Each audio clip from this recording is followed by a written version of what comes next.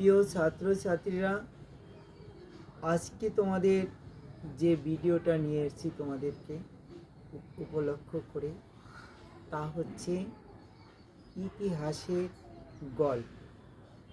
ইতিহাসের গল্প অর্থাৎ ভারতবর্ষের স্বাধীনতা সংগ্রামে যে সমস্ত ব্যক্তিরা স্মরণীয় হয়ে আছেন তাদের নিয়ে আজকে এই গল্পটি।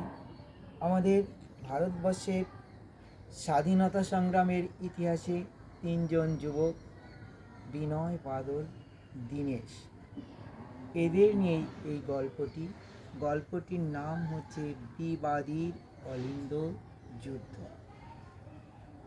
বাক কথাটির অর্থ হচ্ছে ফুলের বাগান। সুন্দর মনোরম উদ্যানকেই বাগ বলে। শহর কলকাতার কেন্দ্রে এমন একটি মনোরম উদ্যান রয়েছে, মাঝখানে লাল দিঘি, তার চারপাশে ছোট ছোট ফুলের পাহাড়, বিরাট জায়গা জুড়ে গোলাকার রেলিং দিয়ে ঘেরা, চারধারে বড় বড় রাস্তা, আকাশচুম্বী অট্টালিকা।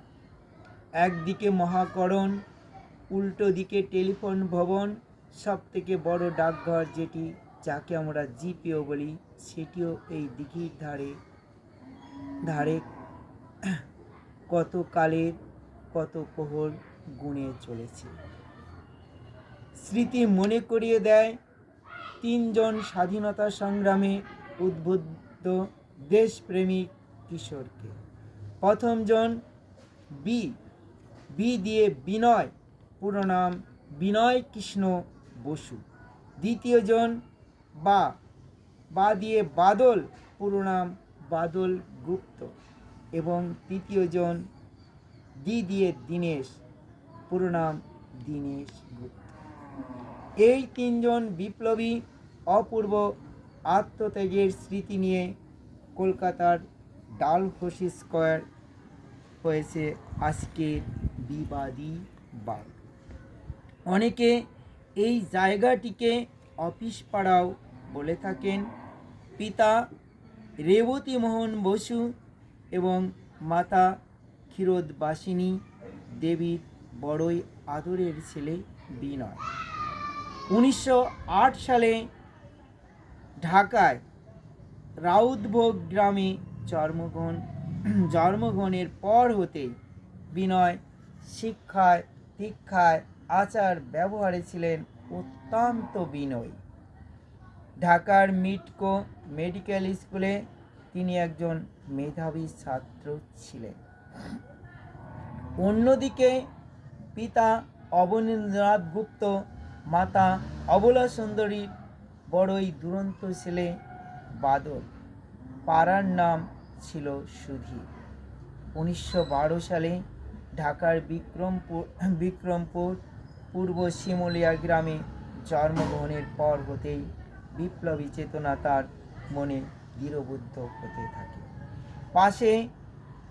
পাশে বাণীর গ্রামের স্কুল পড়তেই তিনি কত স্বাধীনতার স্বপ্ন দেখতেন।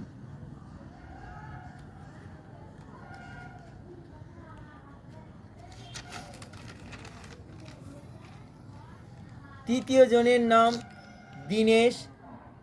ছেলেবেলা থেকেই বড় শান্ত, সংযমী, মেধাবী। পিতা সতীশচন্দ্র গুপ্ত এবং মাতা বিনোদিনী দেবী ভাবতেই পারেননি ছেলে বড় হয়ে বিপ্লবী সংগঠন করবে। 1911 সালে ঢাকা জেলার বিক্রমপুরে জশলং গ্রামে জন্মগ্রহণের পর হতেই দীনেশের ভাগ্য যেন বিপ্লবের সুরে বাধা পড়ে যায়। বিনয়, বাদল, দীনেশ তিনজনই ঢাকার ছেলে। কৌশলে তিনজনেই এলেন কলকাতা। তখন 1930 সাল। বিনয় যখন মাত্র 22 বছরের যুবক, বাদল মাত্র 18 বছর, দীনেশ 19 বছরের নির্ভীক কিশোর। এদের মধ্যে বিনয়ের বয়স একটু বেশি, ওদের থেকে 2-3 বছরের বড়। অপর দুজন তার কথা মেনে চলে। আজকের মহাকরণ কিছুদিন আগে, যার নাম ছিল রাইটার্স বিল্ডিং, ওই 1930 সালের 8ই ডিসেম্বর ভয়াবহ রণক্ষেত্রে পরিণত হয়েছিল। এই 3 বিপ্লবী বীরত্ব গাথা যখন সারা দেশে ছড়িয়ে পড়েছে, পুলিশ তখন এদের তন্ন তন্ন করে খুঁজছে। তখনই কোনো এক অতর্কিতে ওই 8ই ডিসেম্বর দুপুরবেলা মহাকরণের দোতলার বারান্দায় সশস্ত্র 3 মূর্তির আবির্ভাব হলো। ব্রিটিশ অধিকর্তা কারা বিভাগের প্রধান কর্নেল সিমসন, যার শাসন মঞ্চে বহু স্বাধীনতাকামী ভারতীয়দের প্রাণ উৎসর্গীকৃত হয়েছে। তিনি চেয়ে দেখলেন